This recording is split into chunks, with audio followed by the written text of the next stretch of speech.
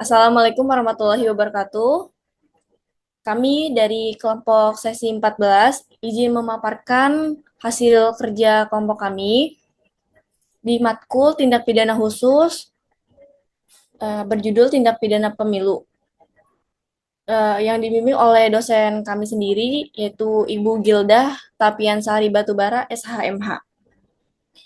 Di sini saya sebagai moderator, saya bernama Tia Nopenti Putri dengan NPM 23.218. Dengan tentunya saya di sini tidak sendiri bersama rekan-rekan saya yang memperkenalkan diri masing-masing. Dipersilakan. Saya Fitri Ramadhani dengan NPM 23.154. Saya Muhammad Ridwan Maulana dengan NPM 23.188. Saya Moreno Rabani dengan NPM 23206.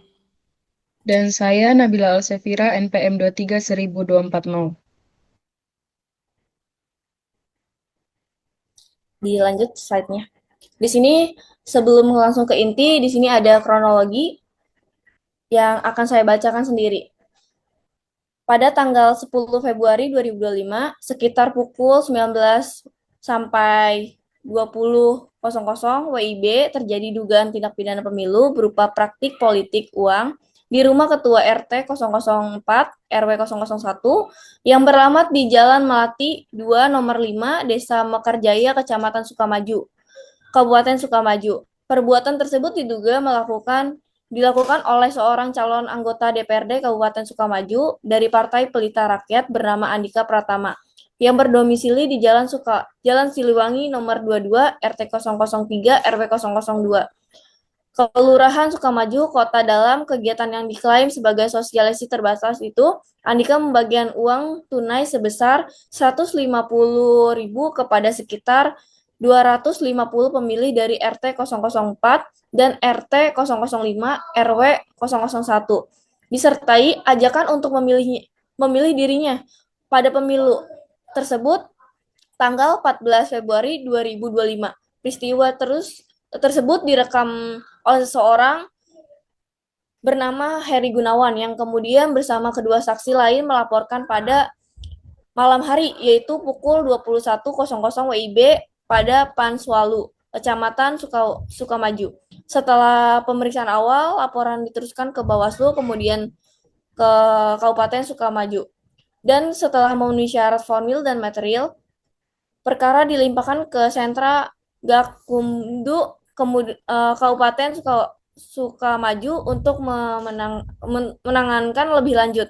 Penyidikan akhirnya ditangani oleh Saskrim Polres Sukamaju dengan dugaan pelanggaran pasal 523 ayat 2 Undang-Undang Nomor 7 Tahun 2017 tentang pemilu mengenai pemberian uang untuk mempengaruhi pemilihan serta pasal 280 ayat 1 huruf J terkait larangan politik uang dan turut menerapkan pasal 56 KUHP karena ketua RT diduga membantu memfasilitasi tempat terjadinya tindak pidana. Kemudian dilanjut oleh rekan saya, analisis kasus dilanjut oleh rekan saya. Oke, jadi sesuai dengan kronologis yang telah dibacakan tadi, analisis kasus yang pertama adalah lokus dari kasus tersebut atau tempat kejadian perkara tersebut. Yang lokasinya itu ada di rumah Ketua RT 4, RW 1, Jalan Melati 2, nomor 5, Desa Mekarjaya, Kecamatan Sukamaju, Kabupaten Sukamaju. Dan teori lokus delikti yang digunakan adalah teori perbuatan material atau teori tempat terjadinya kejadian perkara. Untuk tempus dari kejadian tersebut eh, terjadi pada tanggal 10 Februari 2025 sekitar pukul 7 sampai pukul 8 waktu Indonesia Barat. Dan untuk teori tempus delicti yang digunakan sama seperti lokus tadi yaitu teori perbuatan material atau teori waktu terjadinya kejadian perkara. Untuk hukum yang digunakan dalam menjatuhkan perkara tersebut yaitu hukum negara Indonesia karena lokasi perbuatannya itu dilakukan di wilayah kedaulatan negara Indonesia. Untuk dasar hukum yang dilanggar adalah pasal 525 ayat 2 Undang-Undang Nomor 7 Tahun 2017 tentang Undang-Undang Pemilu, pasal 280 ayat 1 huruf J Undang-Undang Pemilu dan pasal 55 KUHP. Untuk subjek hukum atau adresan norm yang menjadi sasaran normanya itu adalah setiap orang yang pada dalam kronologis kasus ini adalah Andika Pratama sebagai calon legislatif dan Ketua RT sebagai pihak yang membantu dalam kasus tersebut. Untuk perbuatan yang dilarangnya itu atau strafbar yaitu memberikan uang sebesar Rp150.000 kepada pemilih untuk memengaruhi pilihan politik. Slide selanjutnya. Ya, yaitu yang selanjutnya adalah waktu atau lama hukuman yang dijatuhkan pada pelaku. Menurut pasal 523 ayat 2 Undang-Undang Pemilu, pidana yang dijatuhkan adalah pidana penjara maksimal 4 tahun dan denda maksimal Rp48 juta. Sedangkan jenis hukuman yang dijatuhkannya itu adalah pidana penjara dan denda. Untuk selanjutnya dilanjutkan oleh rekan saya. Hukum pidana formil dan material. Hukum pidana material adalah aturan yang menjelaskan perbuatan apa yang dilanggar atau bisa disebut delik. Sedangkan hukum pidana formil adalah aturan tentang bagaimana cara memproses pelaku di pengadilan. Dalam tindak pidana pemilu, deliknya diatur dalam Undang-Undang Pemilu, sementara proses hukuman mengikuti KUHP. Hukuman pidana umum dan khusus. Hukum pidana umum adalah hukuman pidana yang berlaku secara umum untuk semua tindak pidana, yaitu KUHP. Sedangkan hukum pidana khusus adalah hukuman pidana yang mengatur kejahatan tertentu secara khusus dan dalam hal ini Undang-Undang Pemilu termasuk hukuman pidana khusus.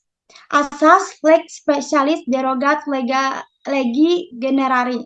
Asas legalis lex specialis adalah asas yang menyatakan bahwa aturan yang bersifat khusus mengesampingkan aturan yang bersifat umum. Dalam kasus ini, Undang-Undang Pemilu sebagai aturan khusus mengesampingkan KUHP, namun KUHP tetap dapat digunakan sebagai pelengkap, seperti pasal 55 tentang pernyataan. Selanjutnya, jenis sanksi pidana. Sanksi pidana adalah hukuman yang dijatuhkan kepada pelaku tindak pidana. Dalam Undang-Undang Pemilu, pidana pokoknya berupa penjara dan denda. Sedangkan pidana tambahannya dapat berupa pencabutan hak politik seperti hak untuk dipilih. Kepentingan hukum yang dilindungi. Kepentingan hukum adalah hak yang ingin dilindungi oleh hukum pidana.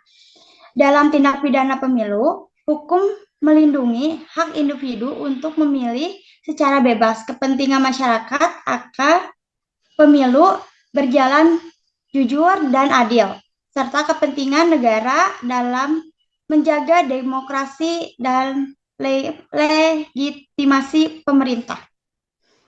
Hukum pidana terkodifikasi dan tindak pidana terkodifikasi. Hukum pidana terkodifikasi adalah hukum pidana yang dihimpun dalam satu kitab undang-undang seperti KUHP.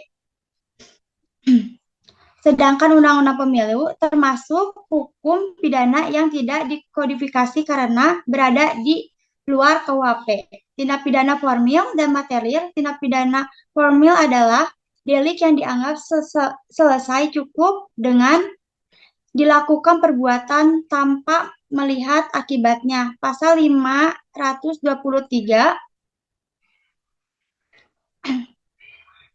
Undang-Undang Pemilu termasuk delik formil karena perbuatan dianggap selesai saat tindak pidana dilakukan. Lanjut. Tindak pidana dolus culpa, dolus sengaja karena ada tujuan jelas mengaruhi pilihan. Selanjutnya, slide selanjutnya.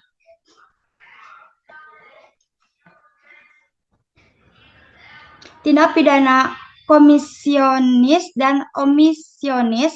Tindak pidana komisionis adalah tindak pidana yang dilakukan dengan perbuatan aktif, sedangkan omisionis adalah karena tidak terbuat sesuatu. Dalam kasus ini, termasuk komisionis karena pelaku aktif membagikan uang dan mengajak memilih. Tindak pidana biasa dan aduan. Tindak pidana biasa adalah tindak pidana yang dapat diproses tanpa ada pengaduan dari korban. Sedangkan tindak pidana pemilu ini termasuk tindak pidana biasa sehingga tetap dapat diproses meskipun tidak ada laporan dari pihak tertentu. Selanjutnya akan dibacakan oleh rekan saya. Tindak pidana umum atau tindak pidana khusus dalam kronologi kasus ini yaitu tindak pidana khusus karena berasal dari Undang-Undang Pemilu. Selanjutnya ada unsur melawan hukum, yaitu melanggar pasal 523 ayat 2 dan pasal 280 ayat 1 huruf J. Model perumusan sanksi yaitu model perumusan alternatif kumulatif, yaitu pidana penjara paling lama 4 tahun dan denda paling banyak 48 juta.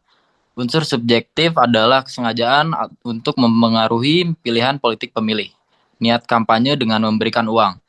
Selanjutnya ada unsur objektif, adalah adanya pemberian uang 150.000, adanya ajakan memilih, dilakukan oleh peserta pemilu atau tim dalam terjadinya masa kampanye. Next, selanjutnya.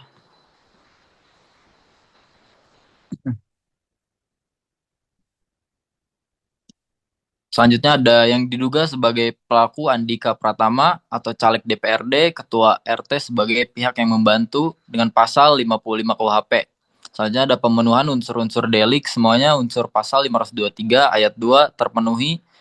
Adalah ada pemberian uang senilai 150.000, ada tujuan mempengaruhi pemilihan atau ajakan memilih dilakukan oleh peserta pemilu atau calon DPRD. Ada kesengajaan, ada fasilitasi tempat oleh RT, ada pasal 55 KUHP terpenuhi.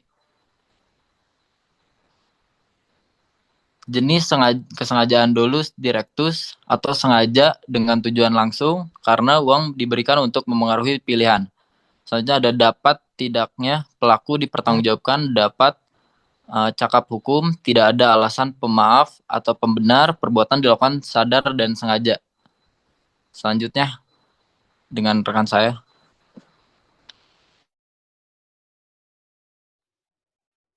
Baik, di sini ada jenis sanksi yang berpotensi diterima, yaitu ada penjara, denda, potensi pencabutan hak politik. Jika hakim menjatuhkan. Kemudian, lama pidana yang berpotensi diterima maksimal 4 tahun penjara, denda maksimal 48 juta.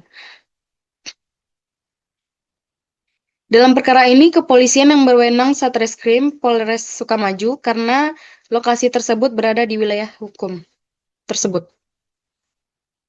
Kemudian, pengadilan yang berwenang mengadili perbuatan pelaku merujuk pada analisis nomor 1 dan 2 di atas. Dalam kasus yang dianalisis, perbuatan pelaku akan diadili di Pengadilan Negeri Sukamaju. Dalam perkara ini, tindak pidana percobaan dan tindak pidana selesai berdasarkan pasal 17 ayat 1 yang rumusannya menyebutkan unsur-unsur dari percobaan tindak pidana. Namun, perkara ini termasuk ke tindak pidana selesai karena perbuatan yang dilakukan oleh terduga pelaku telah selesai. Kemudian, berdasarkan pasal 20 KUHP baru, dalam kasus ini terdapat penyertaan karena dalam kronologi kasus disebutkan adanya keterlibatan pihak lain terkait perbuatan pemberian uang kepada pemilih. Terduga pelaku tidak melakukan sendiri perbuatan yang diduga melanggar pasal 523 ayat 2 Undang-Undang Nomor 7 Tahun 2017. Terduga pelaku dibantu oleh orang lain dan membantu orang lain untuk melakukan perbuatan pemberian uang kepada pemilih tersebut, yaitu dengan adanya peran Ketua RT 004 RW 001 yang menyediakan tempat untuk terlaksananya kegiatan politik uang. Perkara ini terdapat residif, yaitu pengulangan.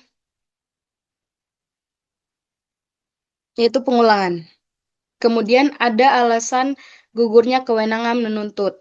Berdasarkan pasal 132 sampai dengan pasal 139 KUHP baru, serta mengingat kronologi kasus, maka kasus ini dianalisis tidak terdapat alasan gugurnya kewenangan menuntut. Terkait alasan gugurnya kewenangan pelaksanaan pidana, berdasarkan pasal 140 sampai dengan pasal 143 KUHP baru, maka dalam kasus tersebut tidak terdapat alasan gugurnya kewenangan pelaksanaan pidana. Dan yang terakhir, pemberatan pidana berdasarkan pasal 58 dan 59 KUHP baru, serta mengingat analisis pada nomor 36 dan kronologi kasus, maka dalam kasus yang dianalisis tidak terdapat pemberatan pidana. Sebelumnya saya terima kasih untuk rekan-rekan yang sudah memaparkan materi tindak pidana khusus. Sebelumnya kami dan rekan-rekan semuanya minta maaf bila ada kekurangan atau ada salah kata. Selebihnya saya akhiri. Wassalamualaikum warahmatullahi wabarakatuh.